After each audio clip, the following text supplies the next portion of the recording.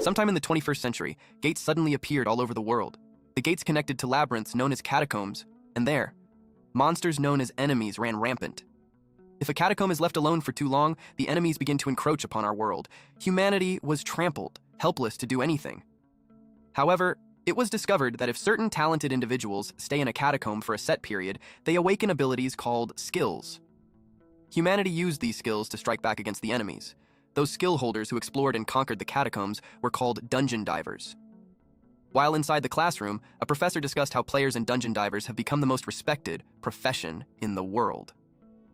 A student sighed. His name is Sota Sasaki.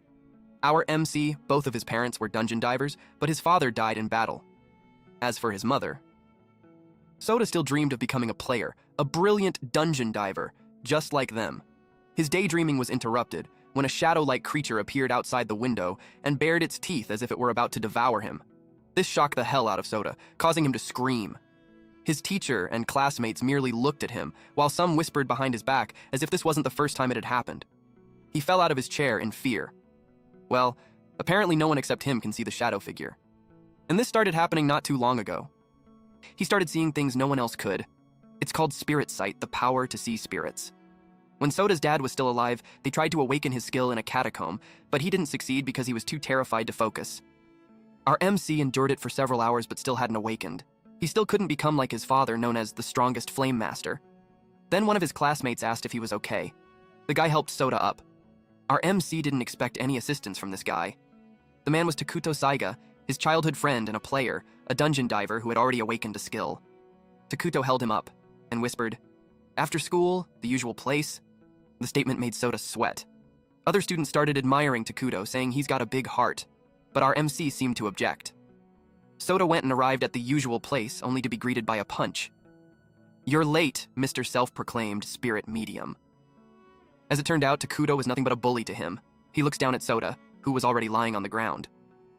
Takuto grabbed Sota by the collar and asked for the money, which Sota reluctantly gave. "Is this it?" As if Takuto was still not satisfied with the amount. Sota explained that he couldn't give more since he needed the money for his mom's medical bills. Takuto then kicked him and told him to stop wasting money on his mother, who had already fallen into a coma inside a catacomb. He even mocked his father, saying he'd lost his mind and died like trash. The bully went on, saying both of Sota's parents were useless. Takuto then claimed that Sota was only pretending to have spirit sight to cover up his incompetence. This made Sota tear up. Small Wiener even questioned why his family had ever been born. Takuto was then offended by Sota's gaze. Our MC stood up, rage burning in his eyes. Takuto told Sota to know his place, calling him incompetent trash. He started smacking the hell out of him again. Sota then realized something. It's true that his dad changed after his mom collapsed. It's true that he immersed himself in the catacombs as if possessed, and that he died before they could even talk. In Sota's mind, surely there must have been a reason. Our MC lay helplessly on the ground. Takuto grabbed Sota by his shirt and told him he would train him in place of his useless parents. A green gate suddenly appeared right in front of them. Sota was stunned. It was a real gate. Takuto said he'd found it yesterday, and that this was where the training would begin. One of Takuto's sidekicks asked if this was dangerous, but Takuto simply told him that if he had complaints, he'd better not go. Takuto was too confident about this green gate, calling it measly because they had already cleared purple gates before. This moment terrified Sota. He clenched his fist. Takuto suddenly aimed his bow at Sota's side as a threat. The arrow grazed his cheek. He told him to stop whining, or else the next arrow would be aimed at his mother instead. Our MC clenched his teeth in anger, but he had no choice except to comply. All of them then went inside the green gate and into the catacomb. As usual, only Sota could see the spirits, and this scared the crap out of him. A ball of fire suddenly appeared and flew straight towards Sota. He froze, not knowing what to do. Our MC could only brace himself for the impact. Takuto kicked the fireball and told Sota to stop being a wimp, then mocked him as the son of the strongest flame master. He said he was sick of Sota's excuses and claimed there was no meaning in him being alive. He meant it. Nothing but harsh words poured from Takuto's mouth, telling Sota how much of a scumbag his father was. He said that even when his wife collapsed, Sota's father kept conquering catacombs and died for nothing. He went on about how terrible he was and how he valued status over his family. Takuto then suggested that if Sota were to die in the catacomb, maybe he could finally meet his dad. "Just die here," the idiot said. These hurtful words made Sota cry, thinking that everyone was looking down on him, that even the ghosts were mocking him too. But were they really making fun of him? Soda was shocked.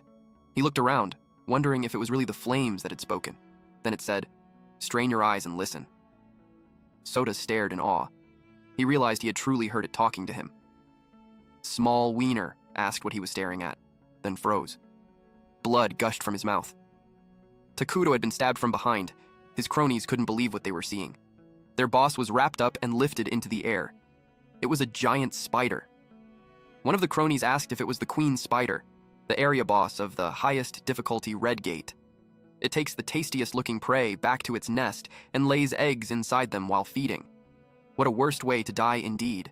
And the leftover prey belongs to its children. Takuto's sidekicks ran as fast as they could, leaving Soda and the fireball spirit behind. Soda was now surrounded by monsters. One of the spider's children stood in front of him, staring like he was a tasty snack.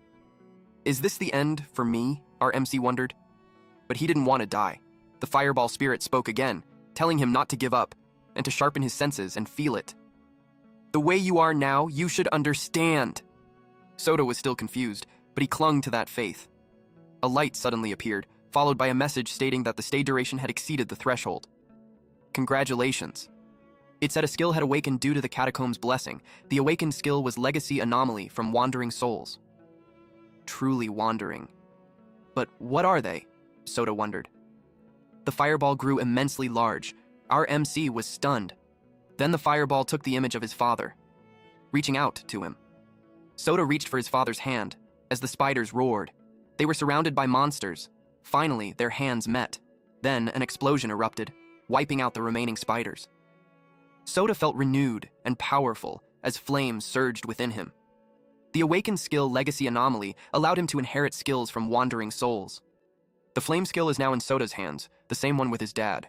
He cannot believe that he now has a skill. Not only that, he's become a dungeon diver. He became so emotional that even the fireball spirit noticed it. It really wasn't the time, it suggested, because the monsters were already coming. A whole swarm charged towards Soda. He still didn't know what to do, even though he had already obtained a skill. The fireball spirit scolded him to keep his senses sharp and simply concentrate on seeing it. Soda focused and his eyes began to burn with flames. He stared at the spider and saw that it was about to spit something. He managed to dodge it. The fireball explained that Soda had seen the surge of its soul. Apparently, the source of the power used by all players, enemies, and divers originates from the soul. The moment he saw the spider concentrate its power in its mouth should be considered a result of the anomaly skill. Another spider approached Soda. It charged straight at him. He wondered how long the monster would last. It gathered energy in its mouth. But Soda kicked it before it could even spew. He was shocked that he dodged its attacks. He then jumped and punched the monster. Soda was stunned. He could fight now. The fireball explained that because he was hosting his old man's soul inside his body, their skills and combat techniques were being shared. Soda felt as if his dad was right behind him, guiding him with this newly acquired overwhelming power. It made his eyes sting with tears.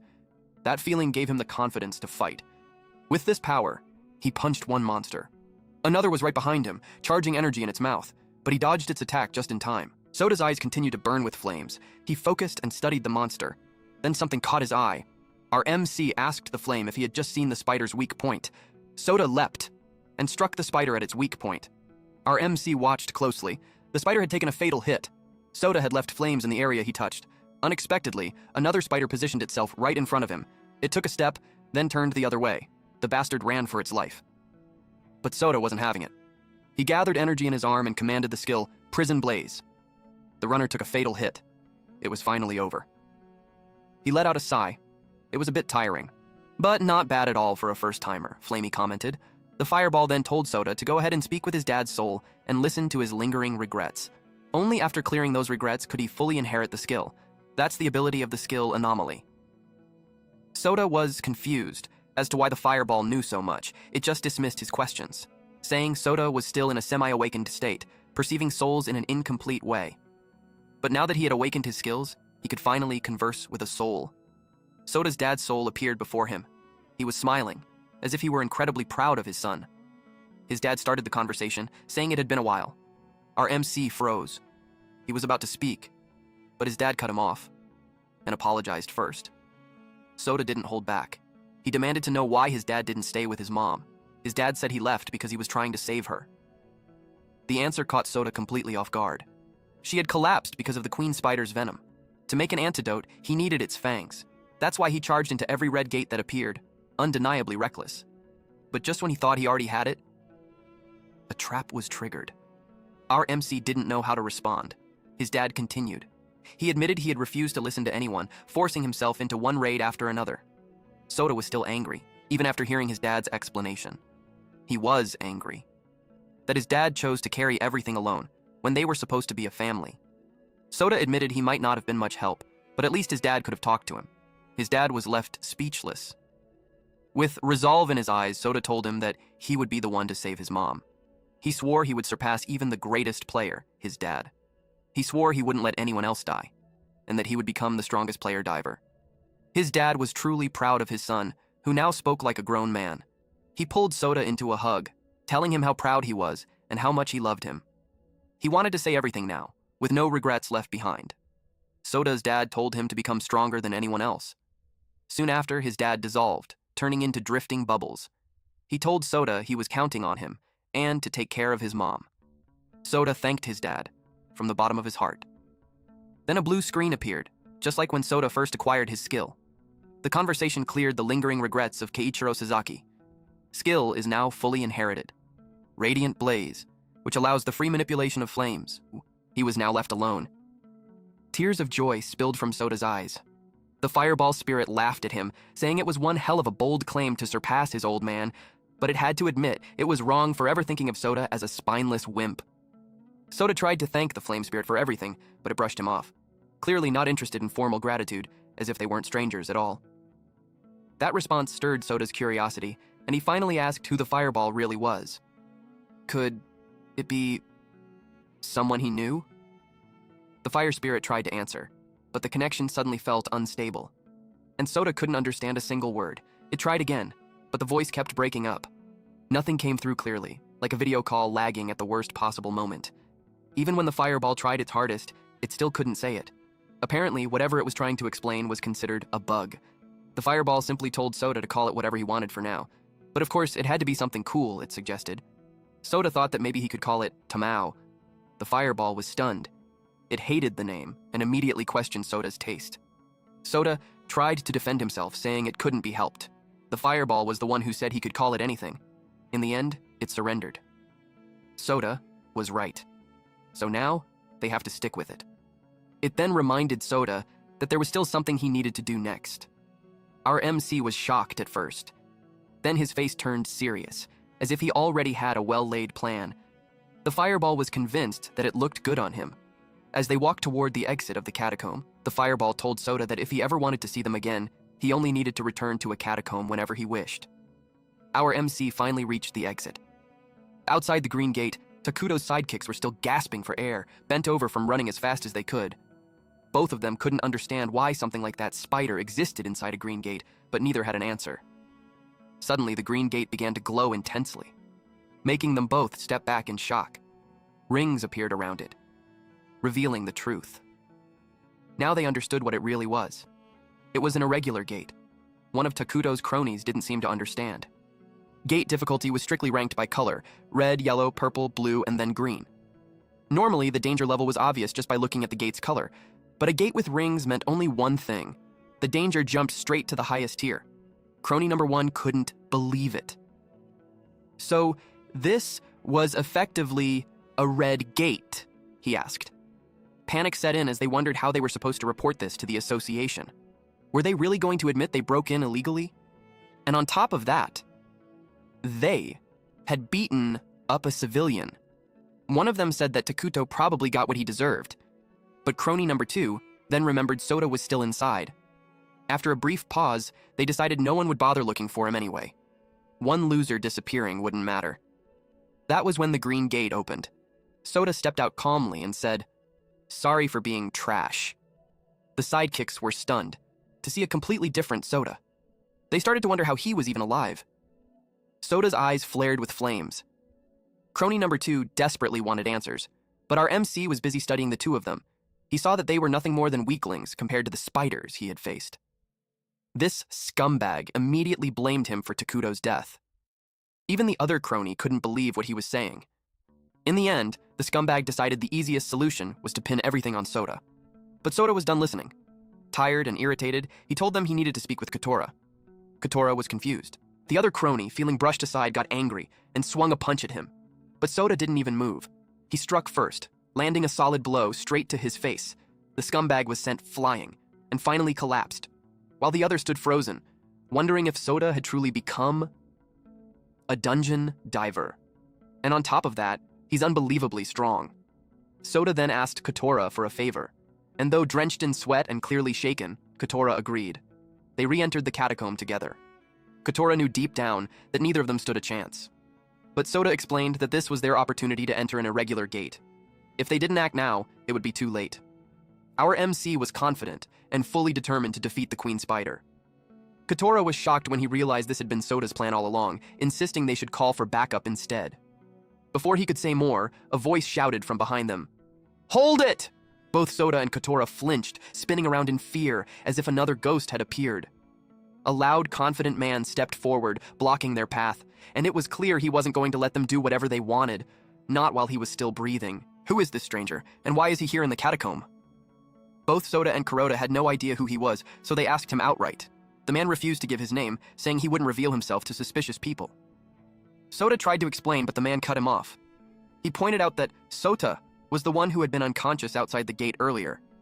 On top of that, exploring a catacomb required 3 people, yet Sota and Katora were only 2, which made them even more suspicious. From the way he spoke, it was clear the man had enough reason to arrest them right then and there. The man readied himself to teach the 2 a lesson, while our MC tried to explain one last time. But he clenched his fist and shouted that he didn't ask Sota any questions. As the man rushed in and threw a punch at Sota, Sota dodged. He knew he had no choice, and countered with a sharp uppercut. It didn't even faze the man, who smirked and sarcastically said that Sota was pretty good. He cast his skill, Man of Steel. It was an ability that turned his body into steel. His fists hardened completely, and he warned Sota that one hit from them would seriously hurt. Sota immediately recognized the man's power. If they pushed their luck, he knew they were already done for. So Sota turned and ran, retreating and leaving Katora behind with the man. The man shouted after him, telling Sota to come back and fight, saying it was supposed to be one hell of a battle. Katora was stunned, but quickly followed Sota. The man continued searching for them, shouting that they should come out and fight him fair and square. Both of them hid inside the cave, knowing they couldn't fight him yet, not now. Sota knew for sure they couldn't face him barehanded, and using fire would only put them in danger too. Suddenly, a green fireball spirit appeared in front of Sota. The spirit recognized that bastard Man of Steel. His name was Tuma. Sota heard the spirit say that seeing Tuma had awakened him, and now it was time for revenge. Curious, Sota asked if something had happened between the spirit and Tuma. The spirit was shocked that Sota could see him. Sota simply replied that yes, he definitely could. The spirit then explained that he and Tuma had hated each other long ago. They had decided to settle things once and for all in a one-on-one fight. Unfortunately, he lost. He planned his revenge but ended up dying inside the catacomb. It frustrated him deeply. He couldn't even die in peace like this. Seeing this, Sota offered to help him. With confidence, Sota stepped out to face Tuma again. Tuma, still cocky, was pleased to see him and laughed, happy that Sota finally came out. Sota shouted his full name. Igarashi Tuma. Tuma froze. How the hell does he know my name? As Sota prepared to punch him, he apologized. Then a green, electric lightning bolt struck Tuma. The shock stunned him and slammed him to the ground. Standing over Tuma, the green fireball emerged from Sota's body, celebrating his victory. The spirit happily thanked Sota. His regret was finally cleared, and it was time for him to move on. Sota said his goodbyes and realized that everyone carries their own regrets. A blue screen appeared once more. A new skill has been inherited, Stun. Can generate a powerful electric shock for an instant. Katora soon found Sota and saw that he had defeated Tuma.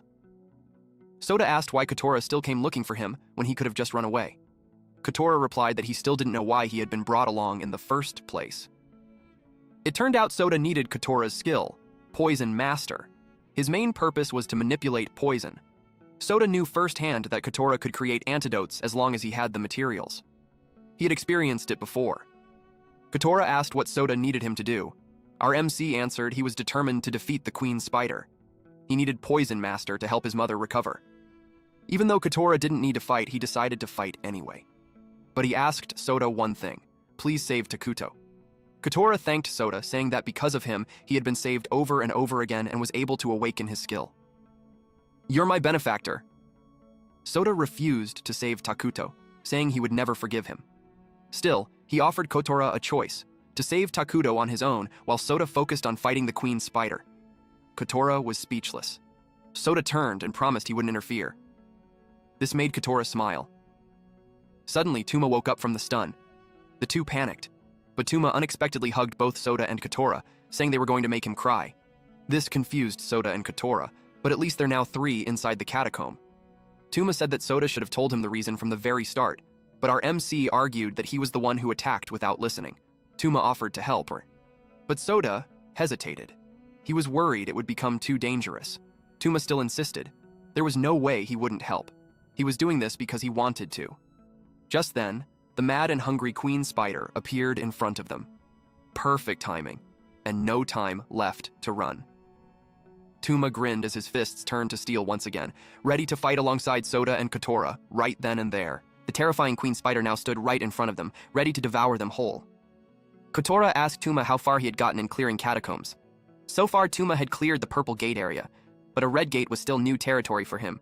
This was easily the biggest challenge he had faced, and he had no intention of holding back. As Tuma prepared to shield the two of them, Soda suddenly stepped forward to face the Queen Spider himself, shocking everyone. He was fully determined to defeat it, to avenge both of his parents.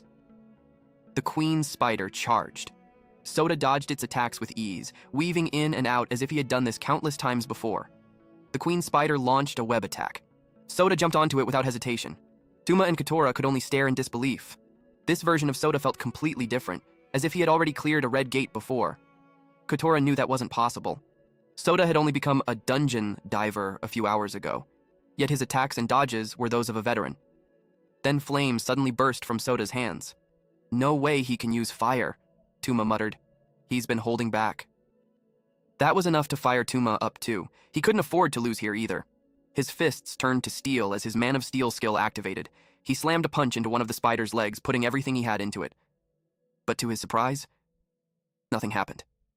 It was as if the attack did absolutely nothing. What Tuma didn't realize was that the spider's head was already behind him, ready to unleash a fatal strike. As Tuma's life flashed before his eyes, Soda leapt in out of nowhere and struck the spider's head with his newly acquired skill. Electric shock, stun. Green lightning surged and struck the spider square in the back. But the Queen Spider was far too tough. The stun barely affected it, the two claimed. Soda quickly suggested using fire as long as Tuma could act as a distraction. Tuma didn't hesitate. It was a solid plan. He turned his entire body to steel. Tuma activated his overdrive mode, fully prepared to face the spider head-on. The Queen Spider noticed that its attack wasn't getting through. Tuma taunted the monster and demanded it put more spirit into its attacks. He knew his skill wouldn't last long. Soda had to finish this fast. The Queen Spider opened its filthy mouth and lunged toward Tuma. It had taken the bait. As it closed in, Soda leapt off Tuma's back, his fist blazing with fire. "Flower flame!" He smashed one of the spider's legs. The Queen Spider screeched in agony as the burns took effect. It retreated, proving that fire really did work. The three continued to move. Kotora was amazed by how the two of them fought. They actually had a chance to win. And now, it was his turn to save Takuto. Kotora ran forward when suddenly a shoe fell in front of him. He knew immediately whose shoe it was. Takuto's. The Queen Spider was already devouring Takuto's lower body. Kotora screamed at the top of his lungs. He rushed in, ready to strike with all his strength. But the spider raised one of its legs and stabbed downward. It was only inches away from Kotora. When Tuma rushed in to save him, the spider's leg pierced his back instead. The steel coating shattered, breaking apart and falling to the ground piece by piece. Was my steel too soft? Soda didn't hesitate. He charged toward the spider to save his newly found friends. But one of the spider's legs caught him and hurled him into the catacomb wall. He crashed to the ground. The spider wrapped Soda tightly in its web, then crawled closer and held him up in the air. It opened its filthy mouth once again. It was about to devour him. But this was exactly what Soda was waiting for. He was grateful to be this close. Pretending to be unconscious, he burned the web around his body. Tuma was amazed by his trick. He grabbed a shard of Tuma's fallen steel and stabbed the spider straight in the eyes. The moment the blade pierced through, Soda unleashed electric shock, channeling the electricity directly into its body. With his other hand engulfed in flames, He punched the spider straight in the mouth. The attack burned the spider from the inside out. With a final convulsion, it collapsed lifeless onto the ground. Thanks to Tuma's shattered steel, Sota had done it. He could finally save his mom. On the other side, Tuma and Kotora stood over Takuto's lifeless body. Kotora broke down in tears, overwhelmed with grief and disbelief. Tuma gently offered to carry Takuto so they could give him a proper burial. Tuma then approached Sota to congratulate him for defeating the Queen Spider. But Sota shook his head and said he couldn't have done it without Tuma's help. Tuma was amazed. Sota had multiple skills, and that electric shock reminded him of someone he once hated. Sota revealed that the electric shock skill came from Gotu. Because of that, he wanted to visit Gotu's grave. Tuma froze in shock. There was no grave to visit.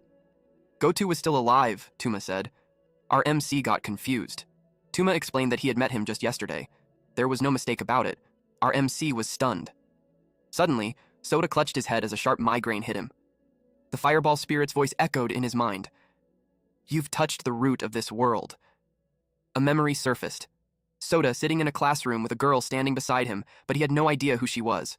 Sota's body collapsed, falling unconscious to the ground.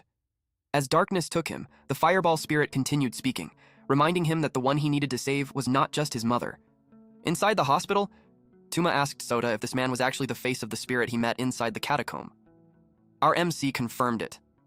After the grueling fight with the spider, the clash between Tuma and Gotu still wasn't over. Tuma teased Gotu, asking if he was really himself or just a twin, calling him vicious-looking. I am an only child, Gotu answered. Tuma accepted the explanation since Gotu really did come off as a spoiled brat. The two of them kept bantering like kids, completely forgetting they were in a hospital.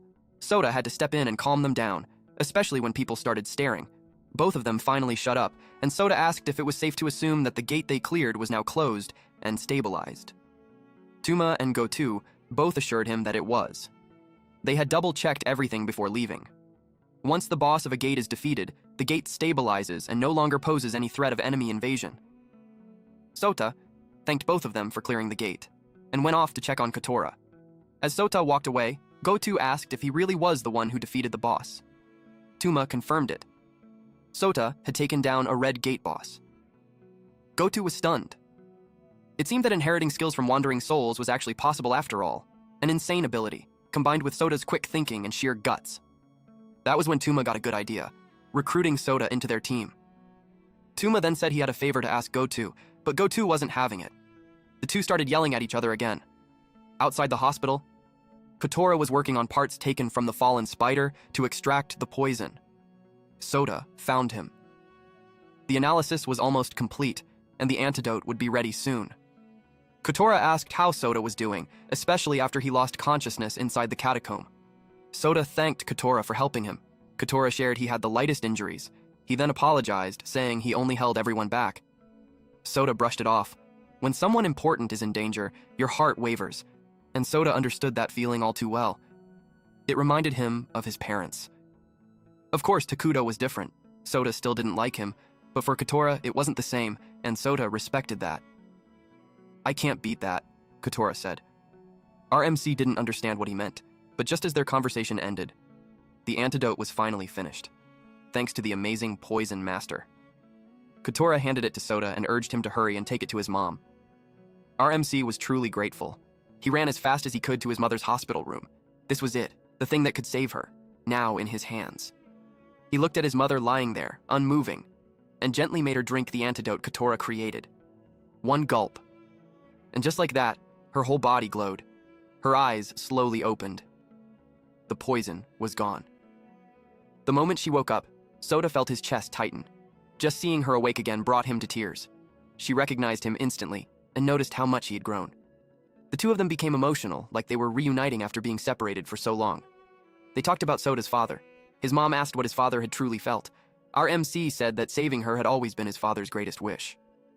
He added that his father had entrusted everything to him, his feelings, his power, and his will, including the Keiichiro flames. This shocked his mom. That wasn't good news for his mom. She asked Sota what he planned to do next, now that he had fulfilled his father's wish and saved her. Sota hesitated. She was right. What now? But deep down, he already knew his answer. He was determined to become the strongest dungeon diver, so that no one would ever have to die again. That wasn't something his mom wanted to hear. Soda asked if she was against his decision. She didn't sugarcoat it. She answered yes right away. The thought of her son constantly risking his life made her chest ache. But she knew they, his parents, were the reason he felt this way. Still, she admitted it wouldn't be fair to stop him from chasing his dream. This made Soda blush. She made him promise just one thing, that he would include himself among those he swore to protect. If he died, she wouldn't be able to bear it. Soda vowed he won't let that happen. They hugged tightly, clinging to each other's warmth. It was the first time they had truly been together again. When Soda finally stepped out of the room, something caught his attention. Tuma and Katora were nearby, both wiping their eyes and pretending not to cry. They had heard everything. Tuma admitted they didn't mean to eavesdrop, but Soda just brushed it off and said it was fine. But the real problem still remained. Soda had entered a catacomb without permission. What were they supposed to tell the association? Tuma shrugged it off confidently. Their group was already handling it, no need to worry. Then he invited Soda to join them. If Soda truly wanted to become the strongest dungeon diver, their group was the fastest way to get there, somewhere far from the hospital. Inside a yellow gate, a man walked across the lifeless bodies of catacomb monsters. He apologized to someone, saying that Tuma had acted on his own. He was speaking to a white-haired man who sat casually atop a pile of dead monsters. The white-haired man didn't mind. After all, he wanted to meet someone, too. A guy named Sota Sasaki. A team is an organization that submits a formation notice to the Dungeon Diver Association, receives official approval, and carries out catacomb exploration and boss subjugation. In other words, a team is obligated to take on dungeon conquests. While walking on a peaceful sunny day, Tuma proudly explains to Soda and Katora that he was a member of the renowned team called Tenro. Katora quickly jumped in, saying that Tenro isn't just a top-class group in Japan, it's one of the best teams in the world. The team is divided into squads, numbered 1 through 10, each led by an incredibly skilled captain. And above all of them stood the commander-in-chief himself. Tuma tapped Katora on the back, impressed by how accurate and well-informed he was. Katora then remembered how Takuto used to admire Tenro. He had dreamed of joining them someday, training non-stop, even without being part of any team. Toma was speechless. Sota joined the conversation, saying he knew a bit about them too, that the commander-in-chief's name is Yamato Sumeragi. He had resolved historic incidents all over the world, and the Japanese Dungeon Diver Association had officially named him the strongest. Sota wondered what it would be like to meet someone that incredible. Katora asked the MC if he was nervous, but he quickly shook his head. He said he wasn't nervous at all. He was actually just really thankful for the opportunity. Tuma was impressed. This kid's got some serious guts. Just in time, they arrived at the headquarters. From the outside, it looked like nothing more than an old house, but appearances were deceiving, and Tuma assured them it wasn't what it seemed. The moment the door opened, a huge space spread out in front of them. It was a high-tech facility, completely different from what they expected. Just as Tuma was about to start explaining and bragging about the place, a man suddenly appeared behind him and punched him on the head. The man scolded Tuma for acting on his own and exploring a catacomb, then dumping the explanation for that special exception onto the team. Tuma immediately got defensive, insisting that he had Yamato's permission. The man didn't stop punching. This was Tuma's older brother. As he kept throwing punch after punch, he asked Tuma if he had dumped all the paperwork on Goto from the second squad. That question reminded him of how Goto had mocked him earlier. There's no way that guy kept quiet. He definitely snitched on him. Still, the two brothers just kept going with throwing punches and trading banter. Soda excused himself, trying to stop the brothers, but the man interrupted him, calmly calling out both Soda's and Katora's names. He introduced himself as Yusei Igarashi, the deputy commander-in-chief of Tenro. Yusei bowed deeply and apologized on behalf of his younger brother. He admitted that Tuma had always been the type to rush ahead without listening. Our flustered and shy MC insisted it was fine. After all, Tuma had been a huge help. Just then, a man walked in and said that Yusei had always been way too strict with Tuma. It's the same man we had seen inside the catacombs, sitting atop piles of dead monsters, Yamato Sumeragi. He added that Tuma was only trying to help people, so Yusei should cut him some slack. Soda froze. He hadn't expected the commander-in-chief to be this normal. Soda just looks at them while they're talking, and noticed that Yamato is smaller than the Igarashi brothers. Soda activated his ability and looked into their souls. Yusei was clearly stronger than Tuma, but Yamato's soul felt ordinary. No, maybe even less than that. Yamato looked in Soda's direction and greeted him, saying he was excited to finally meet him. He was impressed by Soda's anomaly ability. Our MC thought that this Yamato is more easygoing than he imagined. Then Yamato asked him a simple question. Did Soda truly want to become the strongest? Yamato invited him to see what strongest really meant, to which our MC agreed. Before Yusei could warn them, Yamato reassured everyone it would be fine, and that he would hold back. Besides, Soda already looked completely fired up. Yusei had no other choice, and just decided he would step in only if things got dangerous. Yamato led them into the training room. In an instant, the surroundings transformed. The change was so fast that Soda didn't even have time to process it. Yamato raised his left hand, giving Soda a heads up that he was about to punch. Soda activated his burning eyes again. He knew he could never let his guard down. Yamato might use some kind of skill. He tried reading Yamato's soul, still blank. Then Yamato's aura shifted. A bright orange aura has emerged from the leader. Too late. Yamato's already in front of him. The punch landed, blasting Soda straight into the wall. Tuma, Yusei, and Kotora all shouted Soda's name in panic. The impact cracked the wall behind him. For a moment, Soda thought an explosion had gone off. But more importantly, what the hell was that? Yamato's soul had the shape of a human. As our MC tried to stand up, he realized it wasn't a skill. It was a massive, overwhelming concentration of pure energy. Yamato asked the MC if he still wanted to keep going, and that made Soda realize another thing. Instead of backing down, it just fired him up even more. His flames surged from within as he forced himself back up. Yamato attacked again, swift and relentless, but this time, Soda was able to dodge. This surprised Yamato, but it's only expected. Punch after punch came flying, yet Soda kept avoiding them. He realized that even if he managed to block it, one more solid hit and he probably wouldn't be able to stay on his feet. He told himself he couldn't just rely on his eyes to keep up anymore, that he had to feel it too. Every movement, every shift, using every single part of his body to react. This is it. A moment against the strongest. What an opportunity. Soda's blood burned with excitement as Yamato kept coming at him again and again. He didn't want it to stop. He wanted more. Harder hits, faster moves, no holding back. Yamato happily threw punches and kicks one after another, but Soda dodged every single one. He was already bruised, but he kept pushing through the fight he chose. Yusei could hardly believe what he was seeing, but he couldn't help admiring Soda's courage for not backing down. Tuma asked his brother what he thought, but Yusei just smiled, and said that he thought maybe it actually turned out pretty well. Soda's fist started to glow, small flames flickering around it as the heat slowly built up. He looked at the commander-in-chief and asked if he could finally go all out. Yamato's expression changed slightly when he heard that. Then he told him that this was his serious mode, his strongest form, so asking for permission kind of takes the fun out of it. Better yet for Soda to come at him with everything he got. Our MC braced himself, ready to give his all-out power. Soda's burning fist flew toward Yamato, flames bursting on impact. Yamato's eyes widened. He couldn't believe what he was seeing. That skill, it belonged to none other than Seiichiro Sasaki, the strongest fire mage. Seeing it again made Yamato feel excited, just like the old days. He praised Soda, saying he had real guts, and admitted he was starting to like him more and more. Hearing that from the commander-in-chief was a huge relief. Our MCs drenched in sweat and completely exhausted.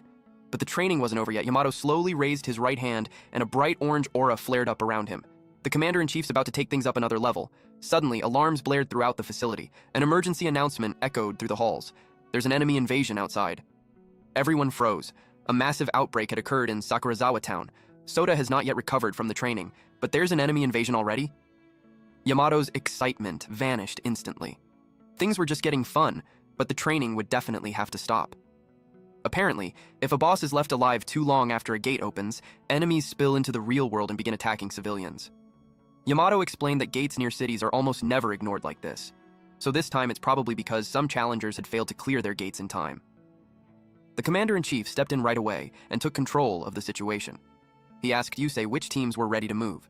Teams 1, 2, and 5, Yusei answered without hesitation. Yamato quickly gave out orders. Team 5 was to escort the civilians and make sure they got to safety. Teams 1 and 2 were told to spread out and secure positions about 5 kilometers around Sakurazawa town, stopping the enemies before they could spread any further.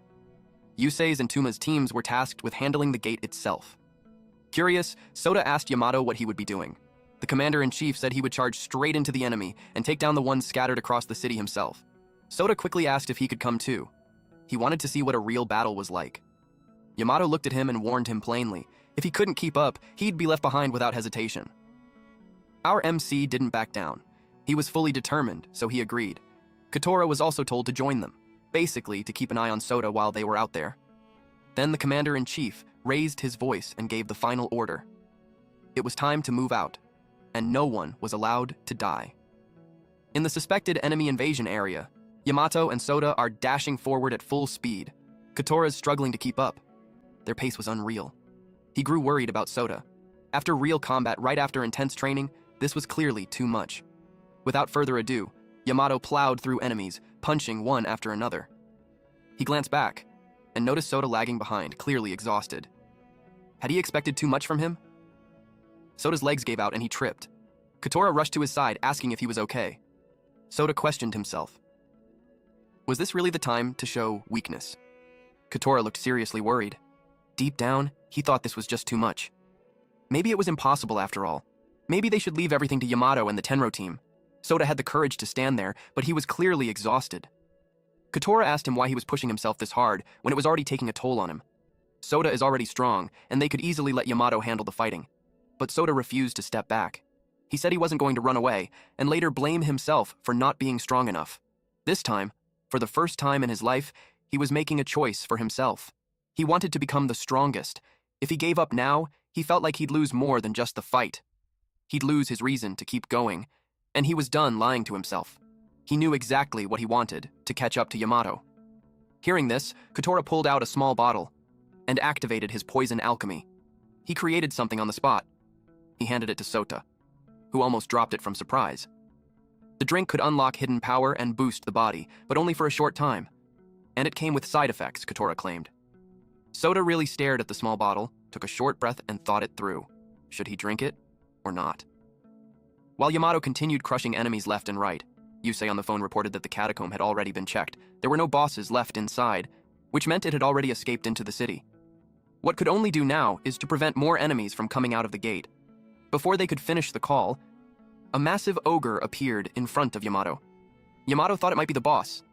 If so, it would be easy enough to deal with. Then suddenly, someone charged past him. Yamato's eyes widened. It was Sota.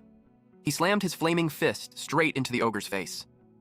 Thanks to Kotora, Sota's power had surged. Kotora couldn't believe it. Our MC thanked him. He had drunk the potion after all, without knowing the side effects. The boost kicked in instantly, flooding his body with strength. Sota dashed right away. Kotora had no choice but to just cheer him up to keep going. The ogre was sent flying and crashed to the ground unconscious. Yamato stared in genuine amazement. Another giant enemy appeared ahead of them. Sota stepped forward, flames bursting from his body. He looked at Yamato and spoke with unwavering resolve. No matter how far ahead Yamato was, he wouldn't give up. He would keep chasing him, right behind him. Another giant enemy showed up out of nowhere. Yamato could only sigh. What a pain in the ass. He then noticed something. Something was different about Sota. Power was pouring out of him non-stop. His eyes slowly shifted into a sharp yellow-orange. Flames exploded around his body, wild and hard to ignore. Yamato explained that the huge ogre in front of them was the boss from the gate, the one that triggered the whole invasion. Any enemies that escaped into the real world would stay there, even if the boss was killed. So taking him down wouldn't magically end everything. Still, seeing how serious Sota looked, Yamato asked if he wanted to handle the boss himself. Sota didn't hesitate. He agreed right away. Yamato believed he could do it, but he would stay alert, ready to jump in if things got bad. Then, in the blink of an eye, Yamato disappeared. He leapt, and jumped across buildings so fast that Sota lost sight of him instantly. Now it was really all on Sota. He took a deep breath and focused.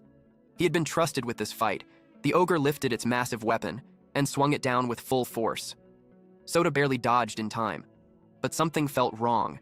The ogre's defense was on another level. The plan was simple. Get in close, make it lose balance, then finish it with hellfire. Sota charged forward without overthinking. He threw punch after punch, flames blazing with every hit. But it didn't work.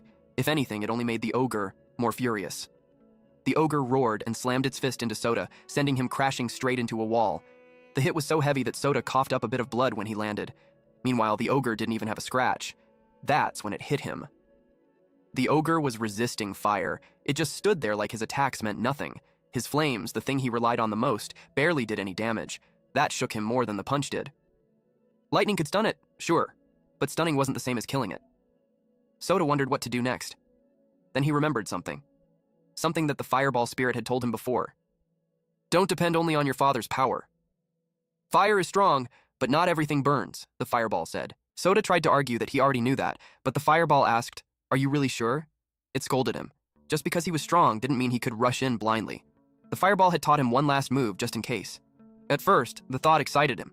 But then he remembered the warning. It wasn't a guaranteed technique. It was more like a maybe. Even the strongest fighters in the world couldn't always pull it off. Only someone who truly understood their own soul could use it properly. Soda got impatient. What was the move already? A kick? A punch? Just tell him. The fireball explained that it didn't matter if it was a kick or a punch. He just had to pour every bit of his aura into one single strike. He argued that he always fought at full power anyway. But the fireball shut that down. Sometimes holding back was part of control. Aura normally flows naturally from the soul through the whole body. Forcing all of it into one single point was insanely hard. Even experienced fighters could only gather a small portion of it. But someone who truly understood their soul could control that flow perfectly and release way more power than usual. It sounded amazing, but it needed extreme focus. And in a fight where one mistake could mean death, focusing that hard was almost impossible. Soda was literally in the middle of battle. How was he supposed to calmly focus now? That's why the fireball said it only worked in certain situations, and it left him with one final piece of advice. If the enemy is too strong, just run. Back in the present, Soda stood face to face with the boss ogre again. This time, he wasn't panicking. He was locked in. He focused deeper than he ever had before. His flames grew bigger, hotter, more controlled. The noise around him faded. The pain in his body dulled. His earlier fight with Yamato had trained him for this moment. Then the ogre roared loudly, trying to scare him. Soda didn't even blink. The ogre charged straight at him, and then something clicked. He finally understood the move. Soda ignited his flames and dashed forward. He jumped high into the air and released even more fire, pushing his power further than before. This time, it felt different. He aimed straight for the ogre's head. Green lightning flashed. Stun! The ogre froze for a split second, confused. That tiny opening was all Soda needed. He looked it directly in the eye. Then he drove his flaming fist, straight into its face with everything he had. As the punch connected, the name of the move echoed in his mind. Soul Blast! Flames exploded from his fist, bigger than anything he had ever produced. The impact was massive, sending the ogre flying across the battlefield. Soda finally touched the ground. The fire burned deep and completely overwhelmed the giant. It crashed down and didn't get back up. Soda slowly raised his hand, breathing hard, celebrating the win. He could feel it. He was getting closer to Yamato's level. But then, out of nowhere, dizziness hit him hard. He fell to the ground. His strength started fading fast. No, not now.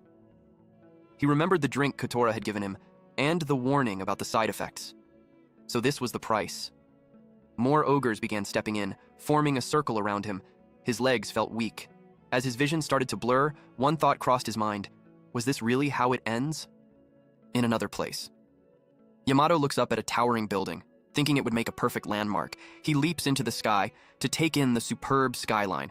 As he lands on top of a building, he calls out to Goto. Goto reported that Squad 2 has finished sealing the enemies within a 5-kilometer radius of the tower. Squad 1 reported the same. The chief commander thanked him. He was ready to begin. With everything finally in place, Yamato releases blue, flame-like energy around his body. It spread across him, swallowed the entire building, and then the whole area. Back to Soda, now cornered by a pack of furious ogres. There's no time to think about what comes next. He just has to act. Not to win, just to survive. There's no giving up in a place like this. He forces himself to stand, bracing for the ogre's attacks. Suddenly, a blue flash bursts out, electrocuting all the ogres at once. What the hell was that attack? Then it hits him. That must be Yamato's power. Yamato stands atop the building, fist raised, blue aura pouring out of him. The energy covered the entire 5-kilometer radius. Yamato admitted it took a little time to pull off. Then he said, "Seize!" His skill, Punishment, was casted, striking every enemy within. One by one, in different locations, they collapsed to the ground, defeated. Soda can only stare in shock. He was saved by the bell, and somehow, he's completely unharmed. That's when Soda realized it. That aura wasn't just massive, and it wasn't just spread across the city. Its only purpose was to kill every single ogre. Then somebody arrived. Our MC turned to look. All Soda can do is feel relieved that he's alive, and saved. The commander-in-chief walked towards him, happily praising Soda for his good work. So, this is the strongest, was all our MC could think, he admitted to himself. Yamato feels so far away. Soda's vision then started blurring. Then Soda lost consciousness. Luckily, Yamato caught him. Yamato then noticed something. The boss ogre's presence had vanished even before punishment was unleashed. Soda's task was only to buy him time. Still, he can't believe Soda actually defeated the boss on his own. This Soda guy, he's really interesting. Two newcomers approach Yamato, teasing him for being flashy as always. They're Kakeru Amami, Tenro's first squad captain, and Karin Sawaragi, the first squad vice captain. Kakeru jokes that Yamato might get a complaint from the association for blasting his aura through the city. Yamato shot back with a tease of his own. Smooth talking was Kakeru's job, as far as he was concerned. The chief was too happy. He got to put on a flashy show and scout a promising new member. Kakeru asks for the new guy's name. He's Soda Sasaki. Yamato entrusts Soda to the first squad, telling them to take good care of him. What Yamato doesn't know is that Kakeru was already planning to recruit Soda anyway. He remembered Soda's mother, now sitting on her bed, holding a book. She smiled as she looked at it. It was a photograph of Soda's family, together with Kakeru. As it turned out, raising Soda felt like a responsibility he had always been meant to fulfill. At the Heavenly Wolf headquarters training grounds, this is where players train with their teammates. Tuma and Soda were paired up. The prick was 100% serious. He turned his entire body into steel. He then taunted Soda and told him to make the first move. Our MC just nodded. He suddenly moved forward, reminding Soda that enemies won't wait around, so they have to be ready at any moment. Tuma threw a punch and Soda didn't react in time. He took the hit straight to the head. Tuma scolded him. Soda's big finisher was way too obvious. Our MC argued that it worked back then. Big moves hit hard, sure, but they leave you wide open. Tuma tells him he needs proper setup time if he wants to pull those off. After all, Soda couldn't even move for days. Everyone was worried sick about him, probably the backlash from Soul Roar. He definitely needs more time and practice. Then someone steps into the conversation, telling both of them to take training more seriously. Our MC cluelessly asked who she was. It was Karin Sawaragi, the vice captain of Squad 1. The question offended her. Karin immediately asked him to stop being rude. She was a vice captain, for Christ's sake, and he was just a regular squad member. Almost immediately, Tuma and Karin start bickering like kids. There's a little power tripping happening here. It catches Soda off guard. She's so young, yet she's already a vice captain. She was amazing, our MC admitted. While Tuma put on his shirt, Karin turned her attention to our MC. Soda greets her properly and mentions that he's been assigned to Squad 1. Karin already knows who he is, the lucky guy who accidentally beat the boss and got recruited. She also knows his parents were famous conquerors back in their day. She bluntly implies that he's only in the squad because the captain allowed it as a favor. Other members heard her. That makes her curious. Why would the captain choose someone like him? Tuma was about to argue with her again, but Soda stopped him. She's not wrong, he admitted. Still, Soda believes the captain saw potential in him. It may not be enough from now, but it's there. Ever polite, he asked the vice captain to kindly guide him properly from now on. This catches Karin off guard. She expected him to be angry, not respectful. Because of his attitude, she agrees to train him. Without warning, Karin orders a change of location. In an instant, the area turns into a sunny, grassy field. It feels like they're suddenly outdoors. She warned Soda that her training used real skills. If he got nervous, she could hold back for now. Our MC agreed right away. Yeah, she should do that. That only irritated her more. Pathetic piece of shh. She didn't want to hurt him, but there he was, already getting on her nerves. She was sure Soda was going to regret this.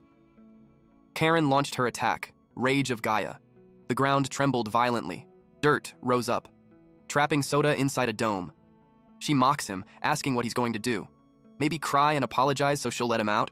Suddenly the dirt dome erupts in flames. Cracks spread everywhere, until Soda bursts out. He fires back with a tease, saying the vice captain is awfully kind for building him such a soft wall. Karin is stunned by the counterattack, and now she's angry. She attacks again. This time the ground turns into quicksand. Soda's feet sink as if the earth itself is slowly swallowing him. Karin rushes toward him, fist ready to strike, but Soda, more prepared than ever, ignites his hands in flames and throws a punch of his own. Tuma panics. They're both going all out now. Someone could actually get hurt. He shouts at them to stop, saying things have gone too far. Their punches could collide with a heavy impact against each other. But before their punches could land, both attacks were stopped. Someone is holding their hands right between them. They were flung into the air. The next thing they know, both of them are on the ground. Soda asked what just happened. The captain, Kakeru, stepped in and stopped them. He knows they both need to cool off. Karin is shocked and about to explain herself, while Soda is just confused. Who is this guy? Kakeru introduces himself as the captain. What a way to meet him. He says he's happy to finally meet Sota. Still shaken, our MC felt the same. Not exactly how he expected their first meeting to go. Then Kakeru teased both of them, saying it looked like they still had plenty of energy left. They were summoned. A red gate with a glowing ring appeared downtown. Sota, Kakeru, and Karin walked slowly through a quiet residential area.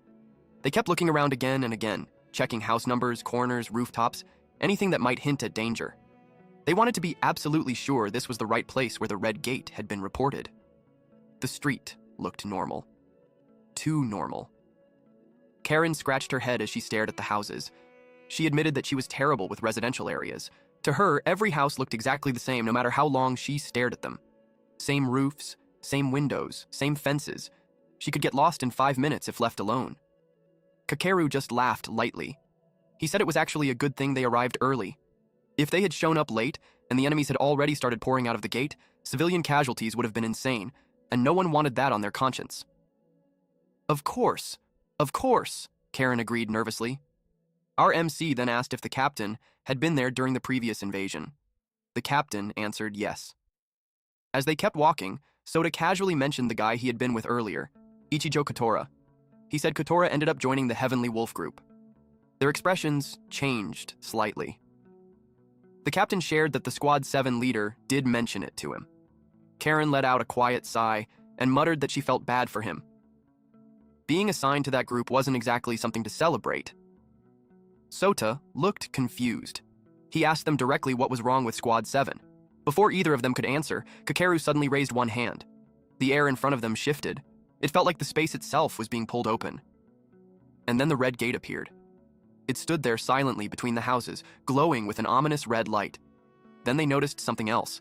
Another team was already standing in front of the gate. Sota tilted his head, not fully understanding why that mattered so much. Kakeru explained calmly that they were here on the association's request. The other team was probably called in by the local residents. That sometimes happens when civilians panicked and contacted whoever they could reach first. A thin man stepped forward as he's smoking a cigarette. He introduced himself as Masatoshi Nishina, captain of Team Orion. Kakeru politely introduced himself as captain of Heavenly Wolf Squad 1. The reaction from Team Orion was immediate. Several of their members looked shocked. They whispered to each other, clearly recognizing the name. Everyone reacted, except Nishina. His expression barely changed. Kakeru started explaining that they were there to investigate the gate on behalf of the association, but Nishina cut him off and told them flatly to leave. Karen's eyes narrowed right away. She reminded him that they were directly summoned by the association. Why should they be the ones backing off? Nishina calmly confirmed what Kakeru already suspected. Team Orion had been called in by the locals first. According to association rules, when missions overlapped, the team that arrived first got priority. No exceptions. Kakeru nodded. He understood the rule, but he added that turning back after receiving a direct request from the association would be humiliating. Even so, he kept his tone polite. He asked if they could at least enter together and help clear the gate. Nishina scoffed, saying big-name teams always tried too hard to stay in the association's good graces. Still, he agreed, with one condition. Heavenly Wolf would follow Team Orion's orders inside. The captain agreed. Karin immediately looked at Kakeru in disbelief. Why agree to that? But Kakeru didn't seem bothered at all. If lowering his head kept things smooth and avoided pointless conflict, then it was a small price to pay, the captain said. Karin couldn't argue anymore. Watching him, Sota realized something. His captain was unbelievably calm, and that calm spread to the people around him. The two teams soon stepped into the red gate together. Our MC had a bad feeling about this. Some of Team Orion's members clearly looked down on Kakeru. To them, his humility felt weak. Nishina even joked that despite being a pretty boy, Kakeru was still captain of a top team. Clearing the catacombs with him around would look great on their record. Nishina was already planning inside his own head. If they succeeded here, using Heavenly Wolf as backup would only make them look better. The moment they entered the catacombs, everything changed. The air felt heavier. The space is darker. And then, they were surrounded. Knight-like enemies appeared from every direction, dozens of them, with heavy armor and large weapons. Team Orion froze. Even Nishina looked shaken. His pride took a hit just from seeing how outmatched they were. His teammates started asking for orders, but no command came. He was scared too. Behind them, Sota activated his burning eyes. Flames flickered faintly in his gaze as he studied the enemies carefully. These weren't like the weak grunts from before. They were stronger. Soda knew Team Orion couldn't handle this alone. Kakeru quietly said the same. Humanity barely understood the catacombs. Red gates were considered the most dangerous, but that judgment was based on limited knowledge. If enemies this strong greeted them at the entrance, then this gate was something entirely unknown. One knight suddenly moved toward a member of Team Orion. The team member froze. Fear took over completely. His legs refused to move. To Karen, it almost felt ridiculous. They had acted so confident earlier, but now they were falling apart. Soda didn't hesitate. He dashed forward, flames bursting from his fist. He slammed a burning punch straight into the knight, stopping the blade inches away from the frozen team member. That single move drew the attention of the surrounding enemies. Soda asked the Orion member if he was okay. Karen looked annoyed that he just did that. Kakeru pointed out that it was like Soda moved without even thinking. He wanted to become the strongest conqueror, he added, and that meant one who never let anyone die. Karen was speechless. It sounded unrealistic, like a dream too big for one person. But Soda wasn't backing down. He attacked the remaining knights that were in front of him. That thought hit both Kakeru and Karen harder than expected. The captain asked Karen herself, "What was your goal now?" As Soda kept fighting, dodging left and right while throwing flaming punches, Karen felt something stir deep inside her. Was it to become stronger than her peers? The captain asked. What did she really want? To outshine other teams? Team Orion was also fighting, trying their best to hold their ground. Then a memory hit Karen.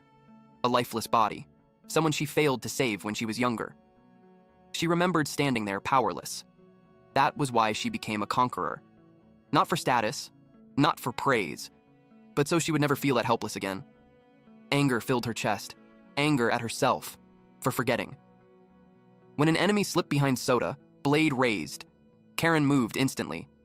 A sharp boulder suddenly shot up from the ground. Her attack came down with overwhelming force, striking the knight in its side before it could even react. Soda turned to look. She clenched her fists tightly. She wouldn't let anyone die. Not again. She was angry at herself for losing sight of who she was after trying so hard to get stronger. Kakeru smiled quietly while watching the two of them fight with fire in their eyes. His team was finally burning with purpose.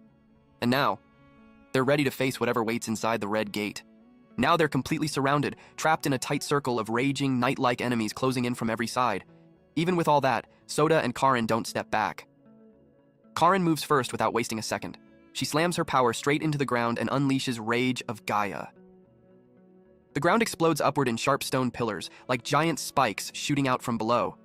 Next was Piercing Strike. Spikes crash into the charging enemies. For a split second, it looks like it might work. But then reality hits. The spikes don't go through. They don't even slow the knights down much. The enemies keep marching forward, pushing through the broken stone like it's nothing. Soda doesn't let that sink in. He steps forward and forces his mana out fast, firing stun to try and stop their movement. Then right after that, he unleashes Blaze. Flames burst across the battlefield, spreading wide and burning hot enough to melt steel. He even throws out a full-powered hellfire, swallowing several knights in a wave of intense flames. But once the fire clears, the knights are still standing. Their armor is burned and blackened, but not broken. Their defense was stronger than expected. That's when it really hit Soda and Karen. Yes, hellfire can take one down. But not like this. Not with this many coming at once. If Soda keeps using that much mana over and over, he'll run out before they even get close to winning. As the knights keep advancing, Soda narrows his eyes and looks past the front line. That's when he sees it. Behind all the soldiers stands one massive knight, towering over the rest. It barely moves, but its presence alone feels heavy, like it's crushing the air around it. It's clearly different from the others. Karen sees it too and immediately knows what it is. The boss. It stands out the moment you notice it. Karen quickly tells Soda to aim everything at that one target. No holding back. If they can take down the boss, maybe the rest will fall apart, or at least lose coordination. They both start gathering power for one big attack. End restake. Blaze. They pull in as much mana as they can, compressing it down, betting everything on one clean hit. Right before they release it, the boss knight slowly lifts its sword. At the same time, several soldiers rush in front of it and lock together, forming a solid shield wall with perfect timing. Soda and Karen's combined attack slams straight into the shield line instead. The explosion is loud and powerful, but the boss behind them doesn't take a single scratch. Then the boss points its sword forward. It's clearly a signal. The soldiers react instantly and charge together in perfect sync. That's when it sinks in. These enemies aren't just wild monsters, they're organized. They follow orders. They move as one. This isn't a pack, it's an army. Off to the side, Nishina is crouched low, frozen as he watches everything fall apart. He mutters to himself, wondering why Kakeru's team is still fighting instead of running while they still have the chance. He doesn't notice Kakeru standing right behind him. Kakeru calmly says they're fighting because they know what happens if they run. Two of Nishina's teammates shout at him, panic clear on their faces. They tell him to retreat, call for backup, leave this to Heavenly Wolf. Nishina stays quiet for a moment. Then he shakes his head no. If they run, what happens next? If this army breaks through, it won't just be random people who die. It'll be their town, their homes, and their families. That thought snaps something inside him. He stands up straight and shouts that they don't need to win everything here. They just need to survive and protect this place. That's enough. Team Orion moves right away. This time, there's no hesitation.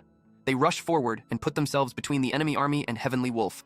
They fight side by side with Soda and Karin, clashing head-on with the knights. Swords crash into armor, sparks flying with every hit. Powers explode around them, shaking the ground and filling the air with heat and shockwaves. Kakeru observed in the distance, but even then, it's still not enough. The knights are too strong, there are too many, and the boss is still standing in the back, untouched. Then Karin feels it. The air changes. Kakeru is preparing something big. The ground starts to rumble under their feet. A heavy pressure spreads across the battlefield as Kakeru releases his aura. It's overwhelming, impossible to ignore. Even without looking at him, Karin feels her body respond, like something is pulling her into sync. Their powers start lining up naturally. The ground beneath them rises as Kakeru uses their combined abilities to lift everyone at once. Team Orion and Heavenly Wolf are pulled upward, standing on a massive platform created by Karin's power. Soda asked Karin what was happening. She explained that the captain used his skill to move them. A giant hand made completely of aura appears in the air, slowly taking shape. Giant, killing. The knights were caught off guard. The massive hand shoots forward in one brutal punch. The shockwave alone sends the knight army flying in every direction. Bodies scatter across the battlefield, completely unable to stand against the force. Karin knew that the attack wouldn't just hit one target. It would clear everything in its path, smashing through the soldiers and opening a straight line to the boss. The giant strike keeps going, carrying all its weight forward. That single blow is overwhelming, heavy enough to crush an army, strong enough to rival even the Grand Captain. The two were shocked. This is the power of their captain. That single heavy punch landed directly on the boss. The impact rang out through the entire catacomb, loud enough to make everyone's ears buzz, but that attack clearly drained Kakeru. Sweat poured down his face, and his shoulders rose and fell as he tried to catch his breath. For a second, his mind drifted back to his training days. He remembered using the same skill against a solid wall.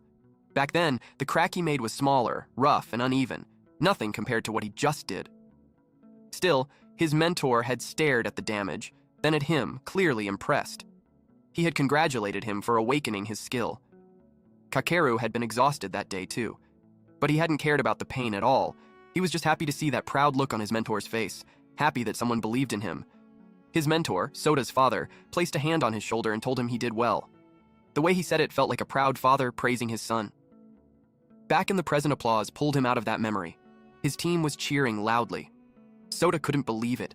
That skill was insane. It almost wiped out the entire army in one move.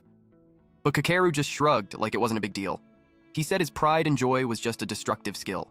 Pure power, no trick, no clever mechanics, just brute strength. He even added that, compared to Karin's abilities or Mr. Keiichiro's techniques, his own skill wasn't flexible and could be inconvenient at times. That made Soda pause. Why did his captain casually bring up his father? He asked if the captain knew his father. Before Kakeru could explain, Nishina and his team suddenly bowed deeply. They apologized, saying they didn't realize who he really was. That Captain Amami Kakeru was actually one of the Knights of the Round, known as the Fist of Destruction. Kakeru waved it off like the title didn't matter. But now, Soda was even more curious. He asked what the Knights of the Round actually were. Karin stepped in, saying it wasn't something most people knew. She explained that the Knights of the Round were the first official team formed in Japan. The Player Association later used them as the model for the current team system. Many of their members eventually became high-ranking executives to pass on their knowledge to the next generation. Kakeru added that there were exceptions. Some, like him, joined new teams instead. Others, like Soda's father, chose to work as mercenaries. That shocked Soda even more. His father and his captain were in the same team. Kakeru smiled and said it went even deeper than that. Soda's father had been his mentor. the one who helped him become a player, the one who gave him a chance. Meanwhile, at the Player Association building, inside Chairman Ryunosuke Bandu's office, the atmosphere was tense. Bandu sat behind his desk with a cigarette between his fingers, smoke slowly rising into the air. Across from him sat Yusei and Yamato. They were talking about Sota, since the chairman already knew that Keiichiro's son had joined Kakeru's squad. Suddenly, Bandu crushed his cigarette into the ashtray. His mood shifted instantly. He said they would overlook the boys' illegal actions, including entering the catacombs without authorization. Yusei thanked him and promised they would deal with Sota properly, while Yamato casually slurped his juice. The chairman snapped. "What's with that attitude?" he barked at the chief. Yamato, left with no choice, sarcastically thanked him. Yusei immediately apologized to the chairman and promised that he and Kakeru would straighten things out later. Yamato then casually added that since Sota's father had been their old comrade, helping his son was only natural. The chairman shouldn't act like Sota owed him for that. That made Bandu snap. He reminded Yamato that he was still the association chairman and couldn't make decisions based on personal feelings. But then his expression changed. He noticed something in Yamato. The way he carried himself, the way he spoke. Yamato was slowly becoming like him. The chairman explained that Heavenly Wolf was gaining influence through strength, and that kind of power made reckless behavior dangerous. Yamato needed to understand his position. Some people were already starting to resent him. Yamato admitted he could be arrogant and overbearing, but he said he never forgot the responsibility that came with power. His tone grew serious. He said he asked himself every day whether he was doing the right thing. Then his aura flared. Blue electricity spread around him, slowly filling the office. He said he had no time for idiots who refused to think or put in effort. He didn't care about complaints from people who hid in the back with their arms crossed. His energy reached the chairman's cigarette. It lit instantly. If anyone had a problem, they could say it to his face, Yamato added. He took a slow drag. The smoke reminded him of something Yamato once said when he first met Kakeru. Yamato shrugged and said they grew up in the same facility, so of course they would think alike. Bando's thoughts drifted to the past. He remembered punching a young Kakeru in the face, shouting that this wasn't a place for kids or childish dreams. The punch knocked Kakeru to his knees. Bandu kept yelling, like a strict father trying to scare sense into a stubborn son. But Kakeru had talked back without hesitation. He said he would become a player no matter what, so Bandu should stop complaining and just take him along.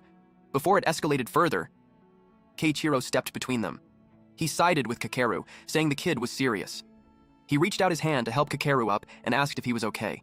Then he introduced himself as Sasaki Keiichiro and asked for the boy's name. Kakeru was surprised. This man felt completely different from Bandu. His aura was calm, light, and reassuring. Kakeru took his hand. That moment changed everything. Back in the catacombs, Kakeru explained that he, Yamato, Yusei, and Toma had all grown up in the same orphanage. The place was always short on money, so as the oldest, he felt responsible. He thought he had to do something to help, and the person who reached out to him back then was Sota's father. Hearing that made Sota smile. It felt like there was a connection between him and the captain through his dad. He was about to ask for more stories, when a bright white light suddenly appeared out of nowhere. Everyone froze. A gate began forming right in front of them. Inside the catacomb. A gate? Inside another gate. Was that even possible? That wasn't something that was supposed to happen. None of them could make sense of it right away. Karen and Sota just stood there staring at it, completely stunned. Sota quickly looked at his captain, hoping he would say something, anything that made this easier to understand. But Kakeru was already staring at the gate in silence. His expression had turned serious, almost distant. The way he looked at it made it clear this wasn't entirely new to him. A memory surfaced in his mind. The first time he'd seen a gate appear inside a catacomb. Back then, he had been standing next to Keiichiro. Neither of them had known what was waiting on the other side. They didn't know if the queen was there or something even worse, but they both agreed to check it out anyway. No hesitation. Things went wrong fast. The next clear image in Kakeru's memory was Keiichiro lying on the ground, covered in blood, breathing but barely. That scene had burned itself into his mind. The sight of his friend injured so badly and still trying to stand. Karen's worried voice pulled him back to the present. But Kakeru had already made up his mind. He said he would investigate the gate alone, and Karen and Sota were to call for backup immediately. Both of them just stared at him, shocked. Their captain was the one asking for reinforcements? That alone showed how serious this was. Kakeru explained calmly, but firmly, that this situation wasn't normal. Because it was unusual, they couldn't treat it like a standard mission. They needed support as soon as possible. Karen stepped in front of him and blocked his way. Her voice shook, but her eyes didn't. She reminded him that she was the vice captain of the first squad. She couldn't just turn around and run. The 6 of them stood right in front of the gate. Karen added that she wasn't a kid anymore. She wanted to fight beside him as a player, not be protected from the sidelines. Kakeru then looked at Soda. Soda swallowed his fear and said he wanted to go too. Kakeru's expression tightened instantly. He refused. He didn't want Soda to go through the same nightmare he once did. Soda didn't understand. That was when Nishina and his team stepped forward. Nishina offered for his team to be the ones to call for backup. He admitted honestly that compared to Kakeru's squad, they weren't strong enough to be useful inside a strange gate like this. They would only slow them down. As for these two, they were undeniably strong. He also said that protecting subordinates was important, but trusting them was just as important if you wanted them to grow. Kakeru thought about it for a moment, then he agreed. He told Nishina's team to contact the association and request immediate backup. The 2 minions both felt relief hearing that. They were staying. Before leaving, Nishina turned to Sota and sincerely thanked him for saving his teammate earlier. Our MC blushed. He wasn't used to receiving gratitude. They shook hands briefly, a quiet sign of respect. The remaining 3 watched as Team Orion left the catacomb. Our MC waved goodbye. Then a voice called out to him. The fireball appeared next to Sota again, floating at his side like it always did. It startled him, even though he should have been used to it by now. It told him that what was about to happen would change everything. A turning point. Something that could completely alter their fate. But its voice sounded distorted, like a bad connection. Most of the words were broken and unclear.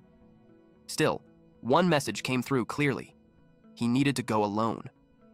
Sota snapped back when Karen and Kakeru called his name. He shook his head and forced himself to focus. Whatever was inside that gate, they were about to face it. Our MC immediately apologized and said he was coming. He turned to the fireball and told it not to worry. He wasn't alone. He had strong, reliable allies with him. Sona finally ran toward the gate. The last thing he heard was a warning. No matter what truth he found inside, he couldn't afford to make even a single mistake. Meanwhile, Nishina's team successfully made it outside the outer gate. They immediately started talking about how to contact the association for reinforcements. They didn't even finish their sentence. Invisible slashes suddenly cut through their bodies. There was no sound, no visible attack, just deep wounds opening across their skin out of nowhere. Blood spilled onto the ground as both of them collapsed instantly. Nishina froze. He couldn't process what just happened. It was too fast. A man stood behind them, telling them to step away from the gate. The aura around him felt wrong. Heavy, twisted, dark in a way that didn't feel human. Anger surged inside Nishina. He demanded to know who the hell this person thought he was. The bastard taunted him, saying it wouldn't matter to someone like him, just fertilizer anyway. This angered Nishina. He activated his alter ego power without hesitation, preparing to fight. But deep down, he already knew. This enemy was on a completely different level. A skill that created invisible slashes across such a wide area should require preparation time. He wouldn't allow that. His fists glowed green as he rushed forward, zigzagging to close the distance quickly. But the enemy just stood there. Nishina never made it. Invisible blades sliced into him from every direction before he could even throw a punch. Pain exploded through his body, blood sprayed out just like it had from his teammates. The man hadn't moved at all, and that was the terrifying part. Nishina dropped to his knees, staring up at the figure in front of him. Monster. That was the only word that fit. The man slowly pushed the injured bodies back toward the catacomb entrance, almost casually, as if returning objects to where they belonged, like they were offerings. Nishina could only watch, helpless and full of regret. He had failed to protect his team. The enemy casually said that they'll make great fertilizer. Their blood-covered bodies lay motionless on the ground as the man turned and walked away without even looking back. As soon as they stepped through the gate, a strange silence welcomed them. It wasn't just quiet, it felt heavy. There were no enemies in sight, no movement, no sound except their own footsteps. Karen immediately pointed it out. The place was way too quiet. The captain agreed, but they couldn't let their guard down. He volunteered to scout the area, checking every corner and pathway. Before leaving, he told them to stay sharp and keep their eyes on everything around them. But Karen couldn't shake the uneasy feeling in her chest. The place gave her bad vibes, like something was watching them. She called Soda's name because he looked distracted again, and he didn't deny it. He admitted he wasn't fully focused on what they were doing. Karen frowned. There was literally nothing around them. What could possibly be distracting him? Sota hesitated for a second. Actually, there was something. All this time he had quietly been using his flaming eyes. And what he was seeing wasn't empty space. Souls. There were countless souls wandering around them inside the catacombs. When he said that out loud, Karen froze. This whole place had been filled with ghosts the entire time? Sota wasn't sure if souls and ghosts were technically the same thing, but close enough. Karen asked if he had ever seen something like this before. Sota nodded. He had seen souls before, around the school, in other areas, even the other day. But not like this. They were not that many. He explained that usually, the souls he saw looked clearly human, like regular people, just see-through, like when he saw his dad. This time there were so many that it felt overwhelming. Sota wondered if it meant something. Then he noticed one soul staring directly at them. Without thinking much, Sota greeted it. Karen was caught off guard. She thought he was talking to her. RMC clarified that he was talking to a soul. The soul looked shocked. A human could see him. The soul immediately apologized for scaring them and nervously introduced himself as Utsugi. As he spoke more calmly, his blurry shape slowly became clearer, forming a proper human face and body. Utsugi explained that he had followed them because he overheard Sota arguing with his captain earlier. Sota tried to remember that moment. Oh, the part where the captain tried to keep them out of danger. A memory came back, Captain Kakeru telling them to call for backup while he handled things alone.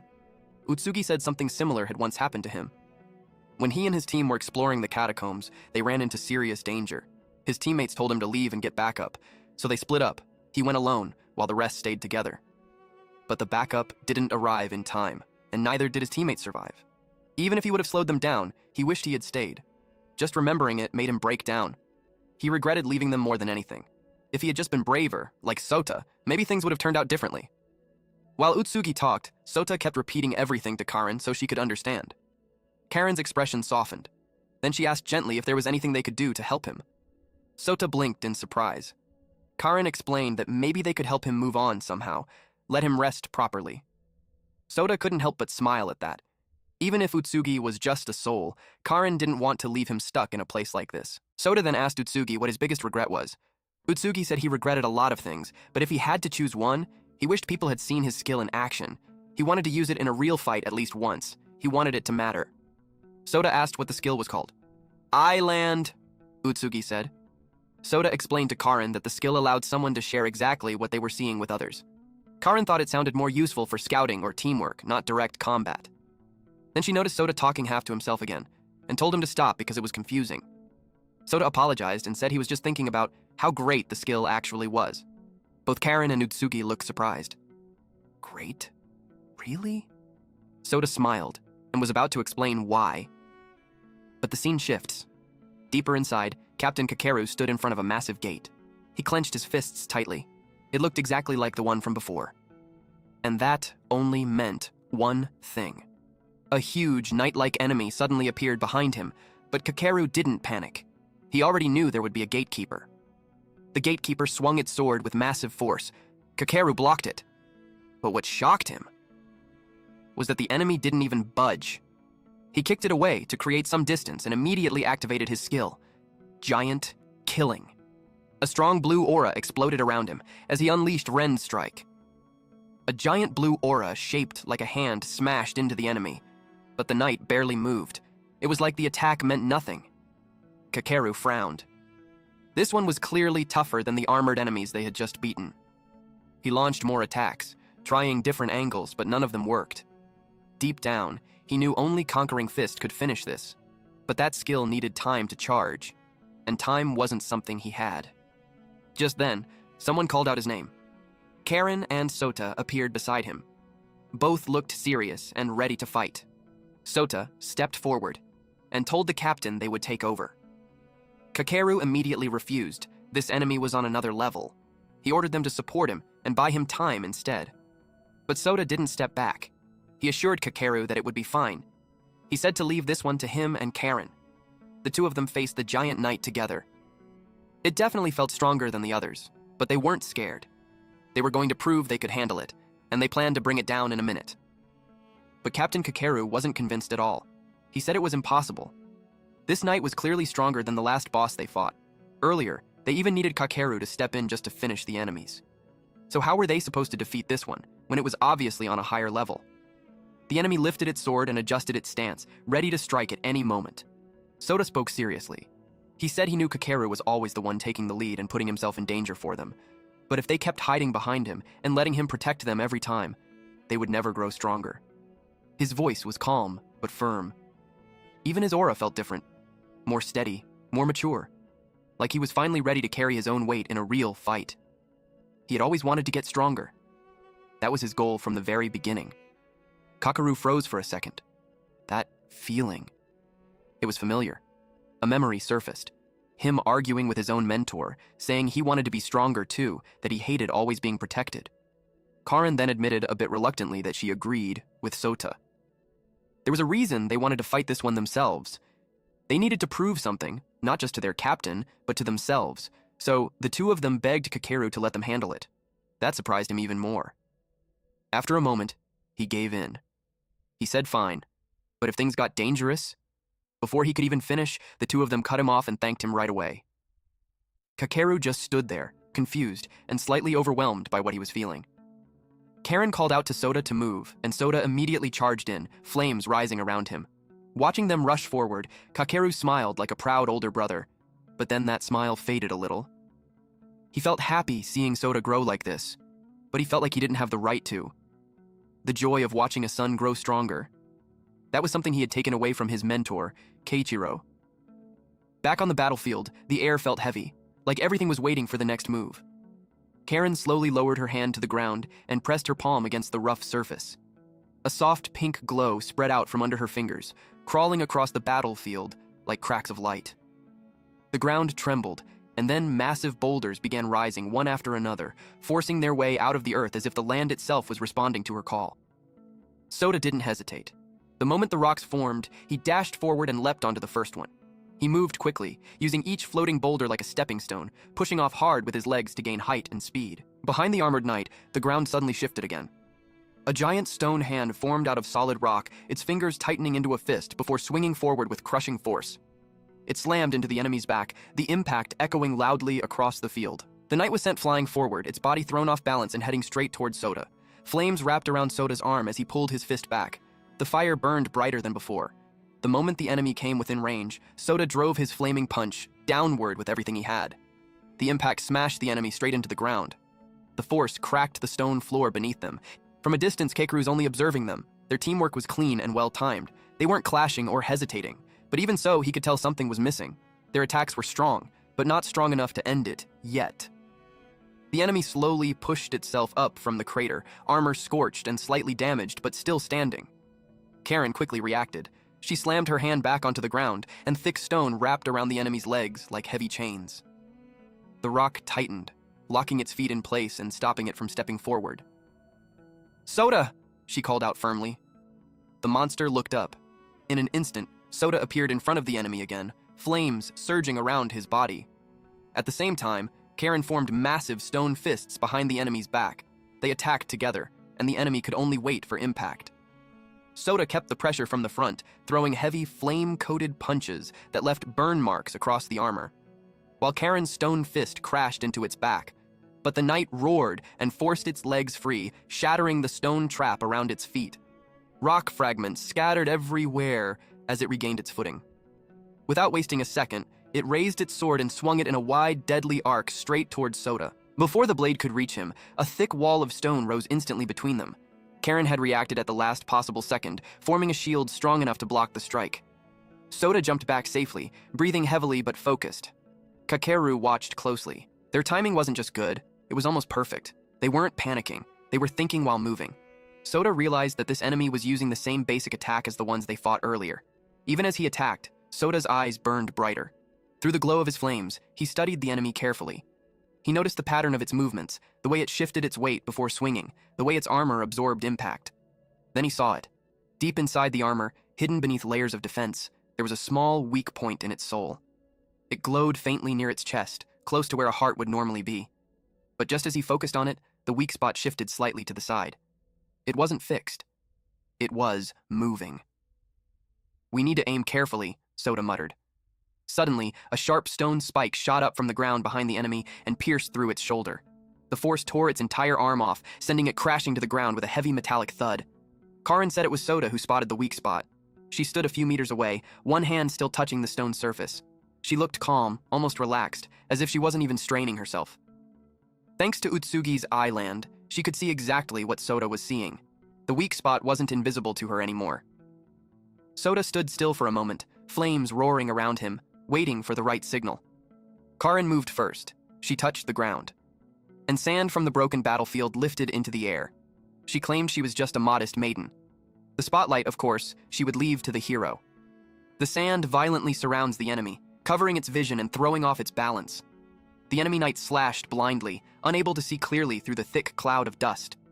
Through the chaos, Soda charged. His flames intensified, wrapping around his body like armor.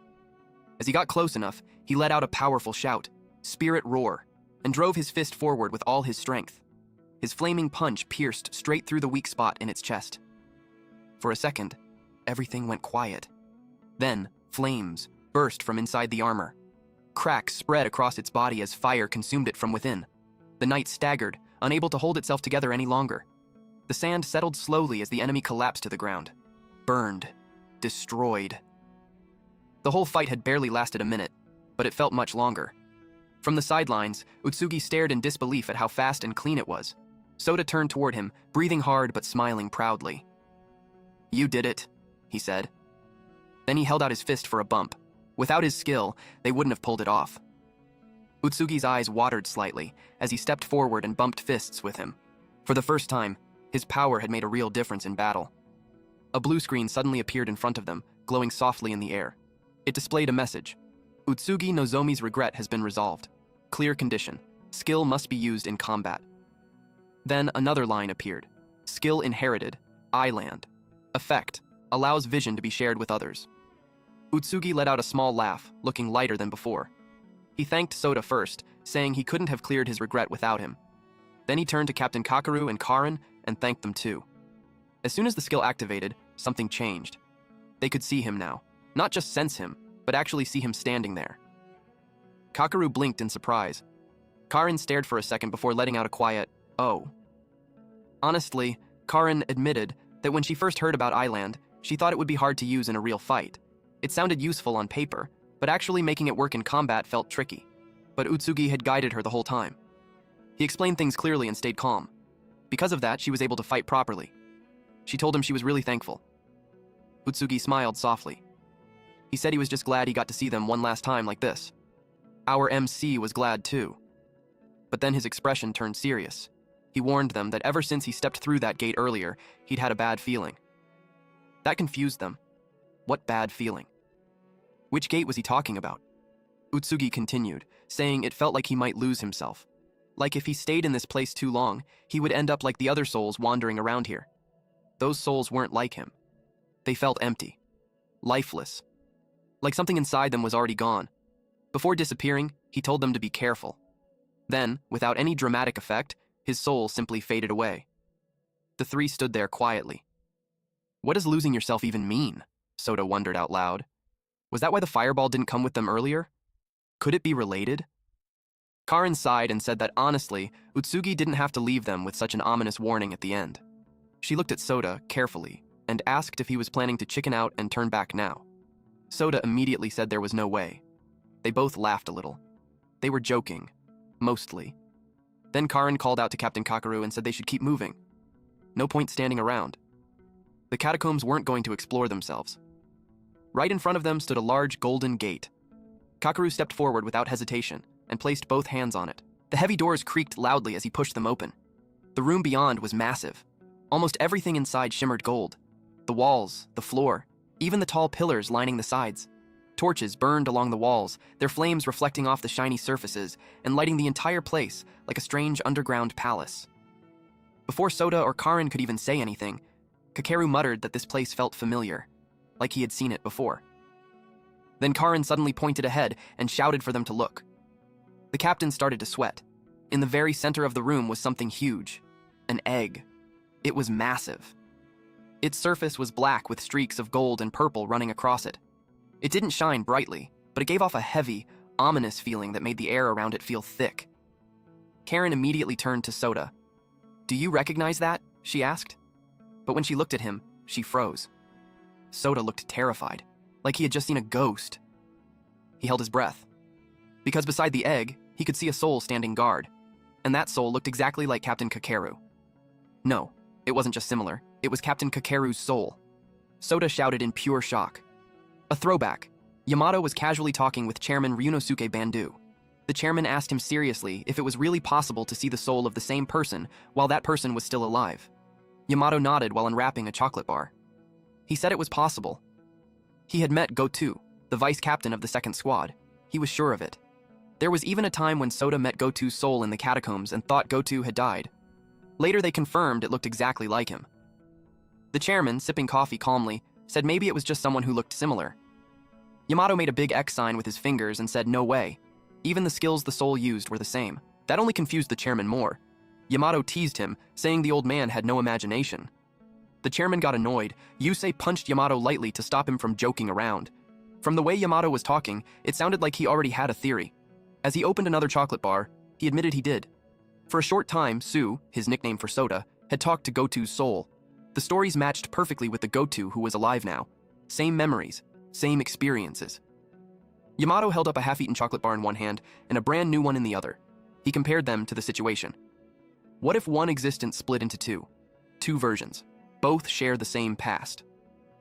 Then he said something even stranger.